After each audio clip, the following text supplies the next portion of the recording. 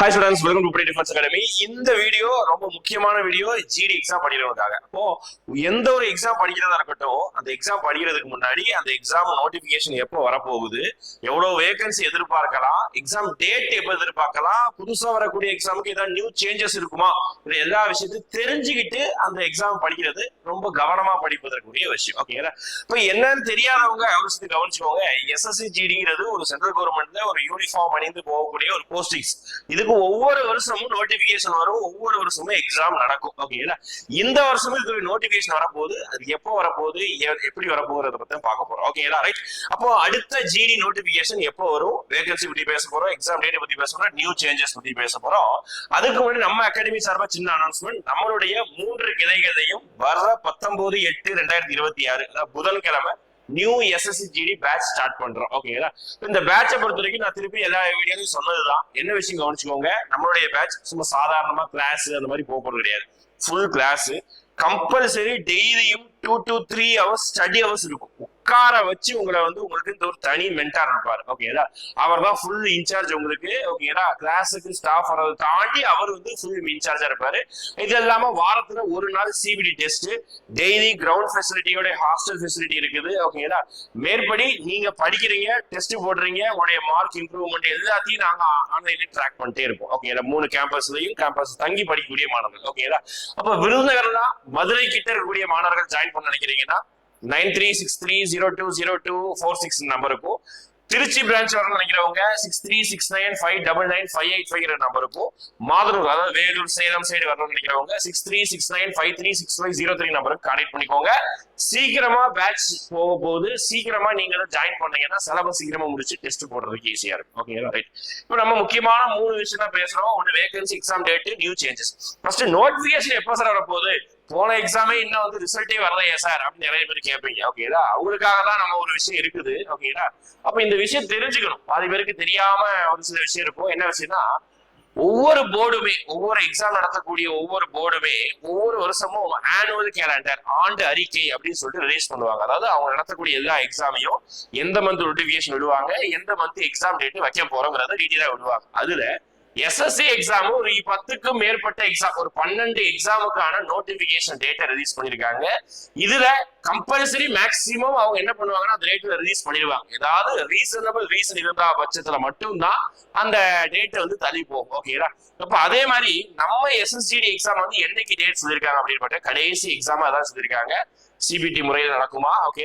September 2026 என்ன சொல்லியிருக்காங்க, date of advertisement, அதாவது ஷார்ட் நோட்டீஸோ அல்லது நோட்டிபிகேஷன் ரிலீஸ் ஆகுறதோ அது செப்டம்பர் மாசம், அதாவது அடுத்த மாசம் ஒரு 15 நாள் தான் இருக்கு. ஓகேங்களா? அடுத்த மாசம் என்னைக்கு அந்த அப்ளிகேஷன் க்ளோஸ் ஆகும்னா, அதான் ஒரு மாசம் டைம் கொடுப்பாங்கல்ல, அக்டோபர்ல க்ளோஸ் ஆகும். இதை சொல்லியிருக்காங்க. எப்போ சார் எக்ஸாம் நடக்கலாம், அவங்க சொன்ன டென்டேட்டிவ் டேட் எப்போ அப்படின்னு பாத்துக்கிட்டீங்கன்னா ஜனவரி டு மார்ச். ஓகேங்களா? சரி, இவங்க இது சொன்னபடிதான் நடக்குமா அப்படிங்கிறது நம்ம ஒரு சில விஷயத்தால கவனிச்சுக்கோங்க. கவர்மெண்ட் ஒரு போர்டு அவங்க இடத்துல இருந்து ஒரு விஷயத்த சொல்லுவாங்க.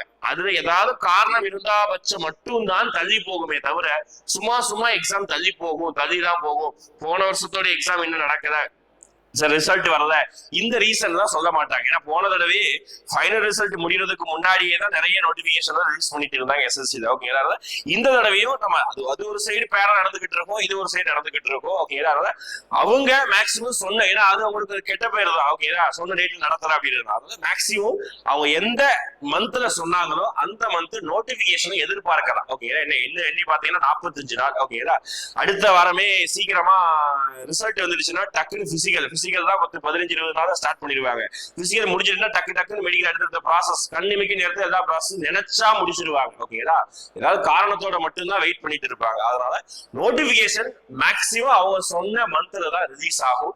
எக்ஸாம் வேணும்னா மேக்சிமம் ஏன்னா எல்லா மந்த்துமே நோட்டிபிகேஷன் ஒரு ரிலீஸ் பண்ணிடுவாங்க. எக்ஸாம் மட்டும் என்ன பண்ணிடுவாங்க, கொஞ்சம் தள்ளி போட்டுருவாங்க. ஏன்னா போன தடவை பிப்ரவரி மார்ச் சொன்னது எக்ஸாம் டேட்டை மே வரைக்கும் தள்ளி போச்சு. ஓகே, இந்த தடவை மேபி செப்டம்பர் சொல்லிட்டாங்கன்னா செப்டம்பர், அக்டோபர், நவம்பர், டிசம்பர், ஜனவரி, ஓகேங்களா 5 மாசம் டைம் இருக்கு. தாராளமா ஜனவரி டு மார்ச் வந்து நீங்க என்ன பண்ணலாம் அப்படின்னு பாத்தீங்கன்னா எக்ஸாம் வைப்பதற்கான ரீசன் இருக்குது.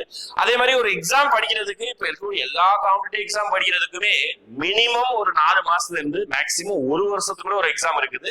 நம்ம எக்ஸாம் பொறுத்த வரைக்கும் ஒரு 6 மாசம் எஃபர்ட்ஸ் போட்டு படிச்சீங்கன்னா தாராளமா கிளியர் பண்ணக்கூடிய ஒரு எக்ஸாம் தான். ஓகே, அப்ப எந்த டேட்ல நடக்குங்கிறத நம்ம பேசிட்டோம். இப்ப அடுத்து நம்ம பேச வேண்டியது வேகன்சி. சார் வேகன்சியை தான் ஓப்பனா சொல்ல மாட்டாங்க ஆனுவல் பிளானர்ல. நம்மகிட்ட ஒரு அசம்ஷன் தான் இருக்கும். அசம்ஷனா என்ன சொல்லுவோம்? பாஸ்ட் ஹிஸ்டரி, கடந்த 4-5 வருஷம் டேட்டாவை எடுத்து பார்க்கும்போது எவ்வளவு வேகன்சி விட்டுருக்காங்க, கரண்ட்ல சென்ட்ரல் கவர்மெண்ட்ல எவ்வளவு வேகன்சி இருக்குது, ஓகேங்களா என்னென்ன பாலிசி எல்லாம் சேஞ்ச் பண்ணிருக்காங்க, இந்த விஷயத்தெல்லாம் வச்சுதான் வேகன்சியை முடிவு பண்ண முடியும். ஓகேங்களா இப்ப தொடர்ந்து கடந்த ஒரு 4-5 வருஷம் நோட்டிபிகேஷன் விடும்பொழுதே எப்பவுமே அரௌண்ட் 25K 25,000 வேகன்சியோட தான் எப்பவுமே எக்ஸாம் நோட்டிபிகேஷன் விடுவாங்க. கிட்டத்தட்ட 25,000 இருக்கு, 24,000 சம்திங் அந்த மாதிரி இருக்கும். ஒரு சில நேரங்கள் நோட்டிபிகேஷன் விட்டதை தாண்டி அடுத்தடுத்த இன்க்ரீஸ் பண்ணி 50,000 60,000 வரைக்கும் போயிருக்கு. ஓகே, இந்த தடவை மட்டும் தான் நோட்டிபிகேஷன் ரிலீஸ் பண்ணி இன்னமும் இன்க்ரீஸ் பண்ணாம வச்சிருக்காங்க. ஓகே, இப்ப எப்பவுமே 25,000 வேகன்சி ஸ்டாட்டிக்கா 4 வருஷம் வந்திருக்கு. அப்ப இந்த தடவையும் மினிமம் அஷ்யூரிட்டியா நம்ம 25,000 30,000 மினிமம் எதிர்பார்க்கலாம். அப்போ மேக்சிமம் எக்ஸ்டெண்ட் எவ்வளவு எதிர்பார்க்கலாம்? போன வாரம் நான் ஒரு வீடியோ போட்டிருப்பேன் எவ்வளவு வேகன்சி இருக்குங்கிறத நான் சொல்லியிருப்பேன். அது 61,000 வேகன்சி வந்து ஃபில் பண்ணணுங்கிற ஒரு நீடை வந்து வச்சிருந்தாங்க பார்லிமெண்ட்ல ஒரு கொஸ்டின் கேட்டிருக்கும் போது. அப்ப 61,000 வேகன்சியுமே அடுத்த ஒரு அட்டம்ப்ட்ல ஃபில் பண்ண மாட்டாங்க. அது அடுத்த வருஷத்துல அதே பேக்லாக் வச்சுக்குவாங்க. ஓகேங்களா அப்போ மேக்ஸிமம் டு த எண்ட் 61,000 இருக்குது. ஆனா அட் அ டைம் நோட்டிபிகேஷன் அவ்வளவு ரிலீஸ் பண்ண மாட்டாங்க. மேபி ஒரு அரௌண்ட் ஒரு 40K வரைக்கும் ரிலீஸ் பண்ணலாம். என்ன காரணம்னா ரீசெண்டா ஒரு பாலிசி சேஞ்ச் பண்ணாங்கல்ல, அந்த அக்னிவீர் பசங்களுக்கு எல்லாருக்குமே ரிசர்வேஷன் கொடுக்குறோம். எவ்வளவு சதவீதம்? 50% ரிசர்வேஷன். இப்படி கொடுக்கும்போது ஓப்பன் கேட்டகரி பீப்புள் கிட்ட ஒரு அதிருப்தி வரும். ஓகேங்களா அப்ப அவங்களையும் காம்பன்சேட் பண்ணணும், அக்னிவீர் பசங்களுக்கு இதை கொடுக்கணும் அப்படிங்கிற பட்சத்துல ஒரு நல்ல வேகன்சி ஒரு 40,000 வேகன்சி கொடுத்தோம்னா 20,000 வேகன்சி ஓப்பன் கேட்டகரி பீப்புளுக்கு, 20,000 வேகன்சி அக்னிவீருக்கு.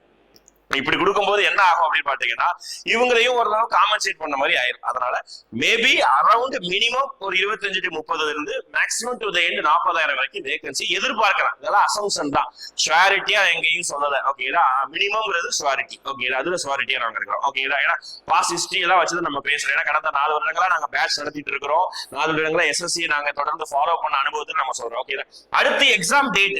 எக்ஸாம் டேட் எப்பவுமே அவங்க சொன்னதை விட கொஞ்சம் தள்ளி போகும். ஒரு சில காரணத்தினால தள்ளி போகும். போன வருஷம் தள்ளி போனது காரணம் நிறைய கேஸ் அது இதுன்னு இருந்தது. ஓகேங்களா இப்பதான் அந்த இஷ்யூ இது வரைக்கும் எதுவுமே வரல. ஓகேங்களா அதனால அவங்க டென்டேட்டிவா சொன்னது ஜனவரி டு மார்ச். ஓகேங்களா மேக்சிமம் அந்த மந்த்லயே நடவதற்கான வாய்ப்பு இருக்கு. ஏன்னா அது முடிச்சா மட்டும்தான் அவங்க அடுத்தடுத்த வேலைக்கு போவாங்க. அடுத்தடுத்த பிளான ரெடி பண்ணணும், நிறைய வேலைகள் இருக்கு. அதனால எக்ஸாம் டேட்டை பொறுத்த வரைக்கும் ஆஃப்டர் மார்ச், அதாவது மார்ச் மந்த் கிட்ட நடக்கலாம். ஓகேங்களா அப்ப இன்னைக்கு கணக்கு போட்டீங்கன்னாலும் ஒரு 6 மாசம் இருக்குது. 6 மாசங்கிறது படிக்கிறதுக்கு தேவையான, எக்ஸாம் படிக்கிறதுக்கு தேவையான ஒரு விஷயம் தான். ஓகேங்களா இது பேசிட்டு ஓகே எக்ஸாம் டேட்டை பொறுத்த வரைக்கும் அடுத்து நியூ சேஞ்சஸ். இதுதான் நீ கவனமா கவனிக்கணும். ஏன்னா போன வருஷம் படிச்ச பசங்க இந்த வருஷம் அவ்வளவுதான் சார் படிச்சுதான் சார் போன வருஷம் அதே எக்ஸாம் தானே அப்படின்னு நினைச்சிட்டு இருப்பீங்க. ஒரு சில நியூ சேஞ்சஸ் கொண்டு வராங்க. ஒண்ணு என்ன அப்படின்னா SSCல எல்லா எக்ஸாம்லயும் கொண்டு வந்துட்டாங்க செக்ஷனல் டைமிங்.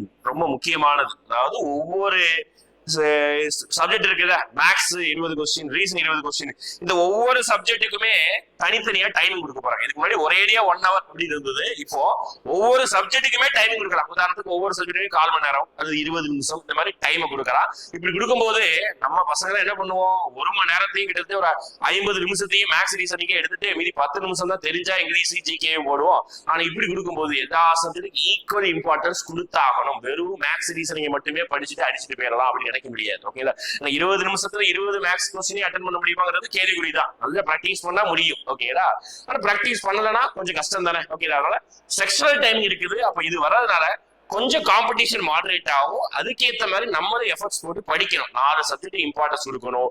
20 நிமிஷத்துல 20 கொஸ்டினே அட்டெண்ட் பண்ணக்கூடிய அளவுக்கு நம்மளுடைய திறமையை வளர்த்துக்கணும். ஓகேங்களா இது ஒரு சேஞ்சஸ், நியூ சேஞ்சஸ்.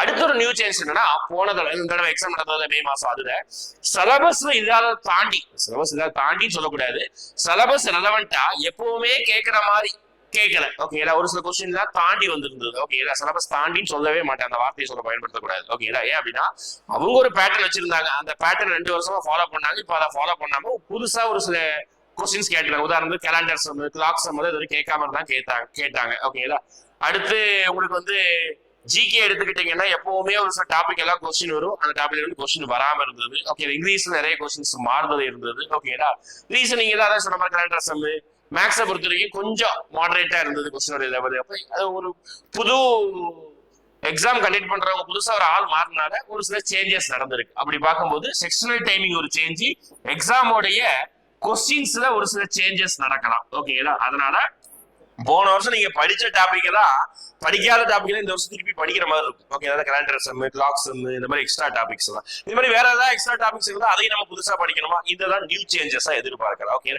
இப்படி சிலபஸ்ல பெரிய வேரியேஷன் வரும் அந்த மாதிரி தான் எதிர்பார்க்க வேணாம். சிலபஸ் அதே சிலபஸ் தான் இருக்கும்போது கூடுதலா நம்ம எஃபர்ட் போட்டு படிக்கிற மாதிரி இருக்கும். ஓகே ரைட்டா, அவ்வளவுதான். இந்த 3 விஷயம் தெரிஞ்சுக்கோங்க. வேகன்ஸ் தெரிஞ்சுக்கோங்க, எக்ஸாம் டேட் எவ்வளவு எதிர்பார்க்கணும் தெரிஞ்சுக்கோங்க. ஆனுவல் பேனர் சொன்னாங்கன்னா மேக்ஸிமம் அதுபடிதான் நடத்தணும். அது நடத்தாத போது அந்த போர்டுக்கே அது ஒரு அவப்பெயர் தான். அவப்பெயர்னா கண்டிப்பா கவர்மெண்ட் தான் அதை ஃபாலோ பண்ணிட்டு தான் இருப்பாங்க. அதனால அந்த டேட் அந்த மந்த்ல மேக்ஸிமம் எதிர்பார்க்கலாம், இல்லைன்னா கொஞ்சம் தள்ளி போகலாம், அவ்வளவுதான். ஓகே ரைட்டா, இந்த 3 விஷயத்த பாத்துக்கோங்க. மேபி உங்களுக்கு வேற ஏதாவது இந்த எக்ஸாம் பத்தி, அந்த எக்ஸாம் எப்படி படிக்க ஆரம்பிக்கணும், இந்த சப்ஜெக்ட் எப்படி ஹேண்டில் பண்ணணும் சொல்லிட்டு அப்கமிங்கா எங்களுடைய டீம் ஓகேங்களா ஒவ்வொரு சப்ஜெக்டுடைய ஸ்டாஃப்ஸ் ஒவ்வொரு சப்ஜெக்டையும் 20க்கு எத்தனை கொஸ்டின்ஸ் போடலாம், எவ்வளவு டைமிங் இதெல்லாம் பண்ணலாம் சொல்லிட்டு டீட்டெயிலா ஒவ்வொரு சப்ஜெக்டும் வீடியோஸ் வரும். ஓகேங்களா, தேங்க்யூ.